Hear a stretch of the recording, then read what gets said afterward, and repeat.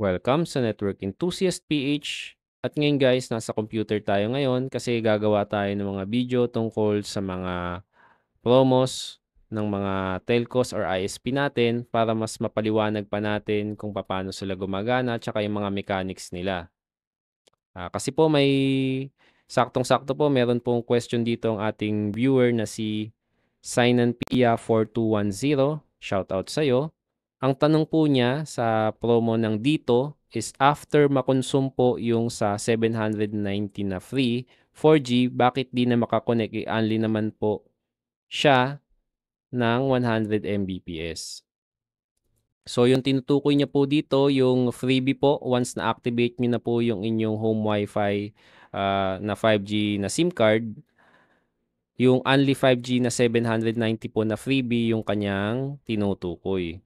Ito po ay may inclusion na unlimited 5G data, bonus 50 GB na 4G data na valid po for 30 days.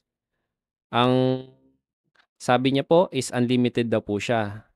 Tama po kayo, unlimited po kayo, pero po unlimited lamang kayo sa 5G.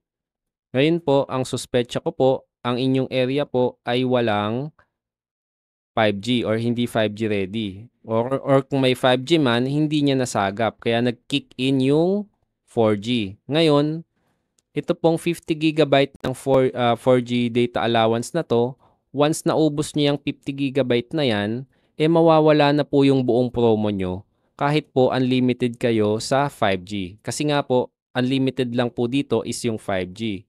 Kaya po, paalala ko po sa inyo, pag bibili po kayo ng ganitong home Wi-Fi, siguraduhin po ninyo na may 5G talaga sa inyong area para masulit nyo yung unlimited. Kasi po pag gumana dyan yung bonus lang na 50 GB, lugi kayo kasi 4G lang yung area nyo tapos bibili kayo ng 5G. Di nyo siya masusulit yung promo na to.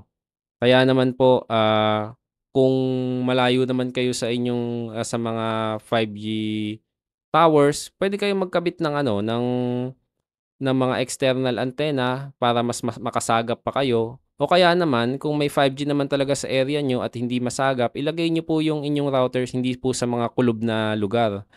Ilagay nyo po siya sa mga matataas na lugar para mas masagap niya yung 5G data.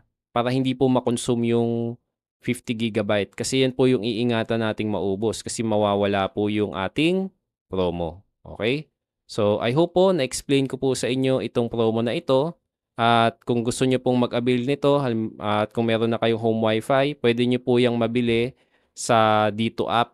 Doon po kayo bumili ng promo para yung talagang promo ng inyong SIM card yung inyong mabibili.